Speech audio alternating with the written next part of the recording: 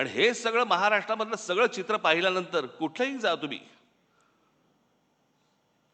हे सगळं चित्र पाहिल्यानंतर आज मला असं वाटतंय बाळासाहेब नाही आहेत ते बरं आहे. हे माझ्यासमोर अनेकदा प्रश्न उभे राहतात. काका म्हणून मांडायचं, व्यंगचित्रकार बाळासाहेब ठाकरे म्हणून मांडायचं, हिंदू हृदय सम्राट शिवसेना प्रमुख बाळासाहेब ठाकरे म्हणून मांडायचं, आणि त्यांच्यावरती बोलायचं म्हटलं तर मी तुम्हाला 100% सांगतो, मी आणि उद्धव आम्ही तुमच्याशी तासनतास बोलू शकतो. तासनतास. मी मागे त्यांच्यात एका तैलचित्राचं अनावरणाच्या वेळेला मी सांगितलं होतं की खूप किस्से असे आहेत त्यांचे मला सांगता पण नाही येणार. आणि न सांगण्याचं कारण म्हणजे भाषा. तुम्हाला माहीत नव्हते ते काय होते ते. तुम्हाला अनेकदा भाषणांमधनं अशी छोटी छोटी झलक मिळाल्या होत्या.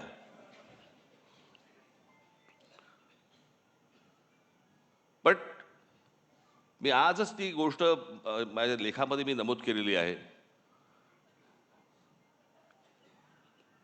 की लहानपणापासून आम्ही अनेक गोष्टी पाहिल्या म्हणजे त्यांना पाहत आलो. बाहेर एवढं वादळ चालू असायचं, काय काय कुठे काही दंगली असायच्या, कुठे काही बाबा राडे असायचे, कुठे काही आंदोलनं असायची, कुठे काय काय कधी जेल, कधी काय कोणावरती काय कधी संकट येईल, सगळं बाहेर सगळं वातावरण चालू असताना हा माणूस ज्या वेळेला व्यंगचित्र काढायला बसायचा, त्या व्यंगचित्रामध्ये मला आजपर्यंत मी इतक्या गोष्टी पाहिल्या त्यांच्या इतक्या बारकाईने, मला कधी कुठचं मारकाम नाही दिसलं की बाहेर इतका गोंधळ सुरू आहे आता काहीतरी झटपट आटपा काहीतरी व्यंगचित्र काढा आणि द्या प्रिंटिंगला. कधीच नाही. मला असं वाटतं की कित्येकदा मी विचार करतो पण ते अशक्य आहे ती गोष्ट. ती जी समाधी लागणं ज्याला म्हणतो ना आपण,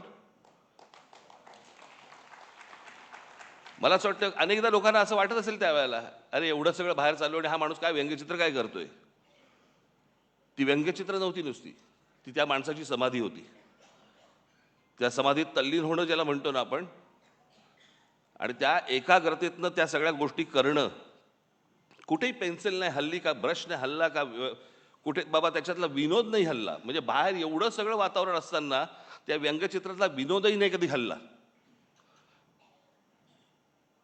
मी मागे एकदा एका शीर्षकाबद्दल बोललो होतो. तेंडुलकरांचं एक पुस्तक आहे, त्या पुस्तकाचं शीर्षक आहे, फार छान शीर्षक आहे की हे सारं येतं कुठून. भाई ज्या वेळेला मी बाळासाहेब म्हणून ज्यावेळेला मी विचार करायला लागतो त्यावेळेला ह्या अनेक गोष्टी ज्यावेळेला डोळ्यासमोरून जातात, खरंच प्रश्न पडतो की हे येतं कुठून, आलं कुठून. आणि म्हणून तो या देशामधल्या सगळ्या राजकारण्यांपेक्षा जो वेगळा माणूस होता, त्याचं कारणच ते होतं.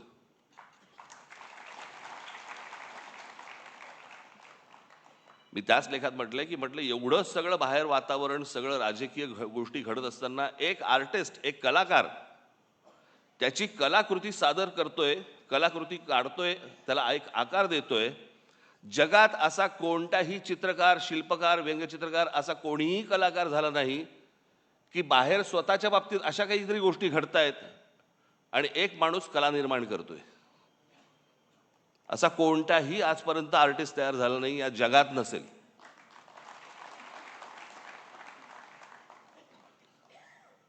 त्यांचे तर्क असायचे. मला तर आजची ही परिस्थिती पाहिली, राजकारणाची परिस्थिती पाहिली, मला आज मी त्या दिवशी माझ्या भाषणामध्ये मी म्हटलं की आज इथे बाळासाहेब असायला पाहिजे होते. पण आज महाराष्ट्राची आणि देशाची जी राजकीय परिस्थिती निर्माण झालेली आहे, म्हणजे गुलामांचा बाजार. आणि हे सगळं महाराष्ट्रामधलं सगळं चित्र पाहिल्यानंतर कुठेही जा तुम्ही, हे सगळं चित्र पाहिल्यानंतर आज मला असं वाटतंय बाळासाहेब नाही आहेत ते बरं आहे.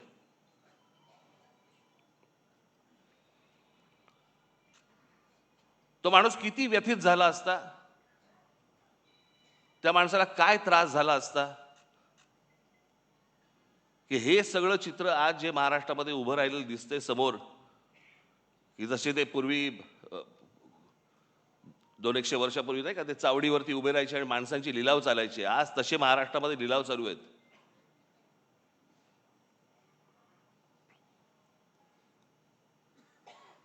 आज अनेक ठिकाणी तुमच्या बाहेरच्या सगळ्या जिल्ह्यांमध्ये कल्याण डोंबिवली असेल, इतर ठिकाणी माझं उद्धव ठाकरे आणि माझं संजय राऊतांची बोलणं झालं. शिसारी आली, शिसारी.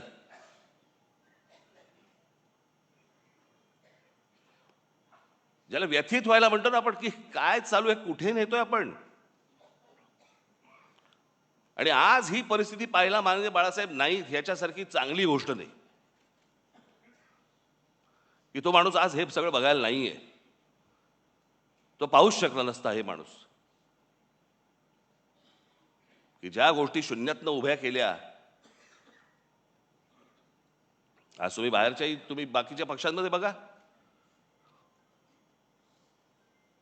अनेक लोक तुम्हाला दिसतील की जे बाळासाहेबांनीच निर्माण केले होते.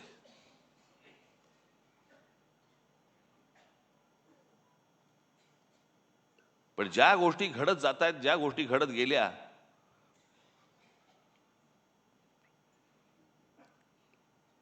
मी ज्यावेळेला बाहेर पडलो त्याच्या वेदना वेगळ्या होत्या. माझ्यासाठी पक्ष सोडणं नव्हतं, माझ्यासाठी घर सोडणं होतं.